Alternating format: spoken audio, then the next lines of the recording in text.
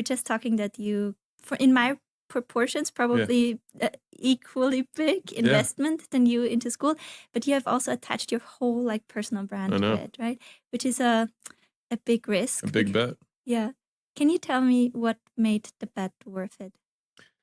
So I was having this conversation with Caleb, who directs all of the media, the stuff that we do. And he was like, hey man, like this is a big bet. And I said, opportunities only look like risk today.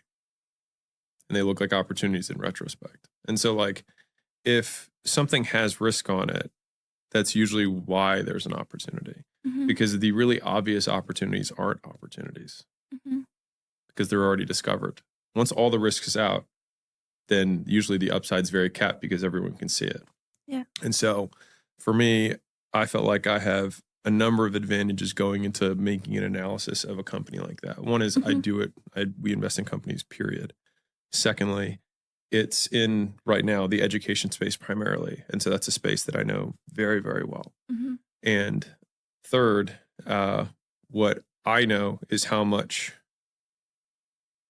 I believe the marketplace wants something like school and the void that I believe it fits, because we see the comments, we see the engagement, we see the types of content that hits. And so having a simple vehicle for people that don't necessarily have to be experts, who don't need to have an audience and have a super high success rate for them, that's like kind of like the trifecta of a recipe for an opportunity for somebody. And so I'm just basically making a big bet on the platform and that communities, as AI and other things advance, that people will want to be more connected in the future than they are today.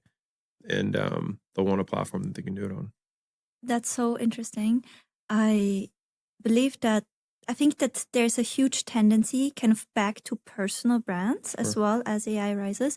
How do you see people growing businesses on school from kind of different angles? Because there's the goat business. Do you know the goat business? No.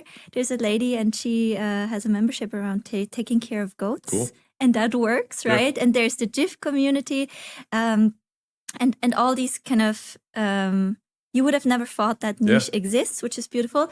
But then Jason Derulo, I think yesterday, opened up a school there. So what is kind of the spectrum of people you see using the platform and for what reasons? I think it's anyone who, if you think about how communities are built, it's usually around some sort of shared something. And so usually it's a shared, I was just teaching this in the community, but it was like, it's either some sort of pain that people have overcome or are trying to overcome together.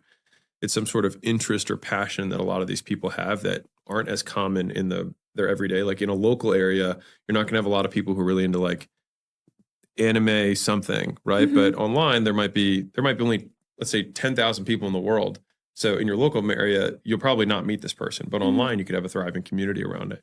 And then the third bucket is just skills, like professional skills. And so I see those as kind of like the three major buckets that I've seen people get into. And so like whether you pull one off the wall, like the goat thing, that's probably a blend of professional skill because she probably does it for a living, or passion. If you see the paint, there's a guy who teaches watercolor, right? It's like, okay, well that's a passion, right? Pretty clearly. And then you've got, teaching people how to build offers. Like I'd consider that a profession, and teaching people professional skills. And I think where the community stuff fits in is that there's, like in traditional education, they have to make big, broad buckets. But the actual real world is not big, broad buckets at all. It's lots of very... So in this instance, I looked at all the gym owners and said, who is the top 1% of gyms that have the lowest churn? And I said, if you've maintained that for 6 months or more, tell me what you're doing. And so I hopped on the phone with every single one of those gyms, and that each one of them gave me 30 different things that they were doing to decrease churn, to get people to stay longer.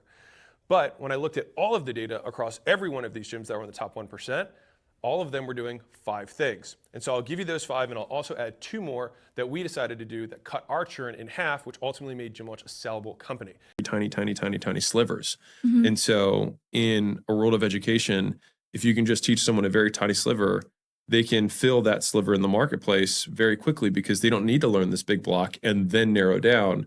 They can just learn what they need to do in order to be successful for phone flipping. It's a tiny little, thing. And so I think that's what allows it to work, because as a platform. It's like Wikipedia. Like Wikipedia is better than Encarta, which was the old, like it was not the dictionary, but like it's an encyclopedia, right? It was just where you look stuff up. But but Wikipedia was able to beat them a million times over because it crowdsourced all the information. And so there's no one person could ever be trying to assemble all the information in the world in one place. So they just said, write about whatever it is that you know, and they just had a system to keep curating the content, make sure that the quality was there. And so by crowdsourcing, they were able to keep the platform what it is. And so I think that school works the exact same way, just around communities rather than topics. That's a really good perspective. What do you think about kind of influencers going on the platform? Yeah. And then also, what do you think about the personal brand being kind of the main driver? Because even you with the School Games community, which I think is the first 7-figure community, right? Per month. Yeah, technically. Per month on School. It's driving off your personal brand, right? So what do you think, what importance is the personal brand? Will every community kind of have to have one? Where do you see that going? No, I mean, first off, no, I don't think every community has to have a personal brand. I think that personal brands will occur within communities. They might not be the reason for it.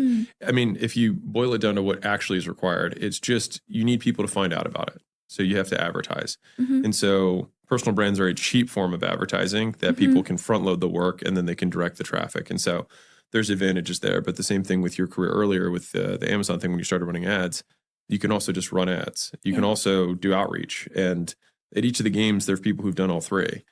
And I consider, affiliates, referrals, things like that. They still start with you either reach out to people one-on-one, you make content, or you run ads. Like there's the only way people can find out about stuff. And so any platform that sells stuff, you're going to, like any business, you're going to have some businesses that have influencers, so people that make content, some people that run ads, and some that do outbound. But all three are going to work. When it comes to like somebody who is at level 0 kind of skill acquisition, my assumption is always that from a learning curve perspective, it's probably outbound, personal brand, ads. Would you agree with that? Yeah. Okay. But then they also feed into each other, right? So they stack. I think that if anybody hasn't not gotten their head wrapped around how much value they get in being in the School Games community, just having access to the Q&As. Or just the posts Get in there. Yeah, right? The posts are great. The posts, like there's so many really good, deep trainings on whatever. There's huge outbound trainings for school. There's huge ads trainings you guys have put in there. Yeah.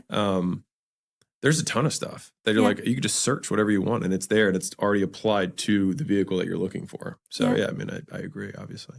I think it's like the most valuable mastermind I've ever been in, and also the connections, right, that arise from it. I really didn't want to like school, I have to say it, because I had my whole kind of membership model figured out. So in this instance, I looked at all the gym owners and said, who is the top 1% of gyms that have the lowest churn?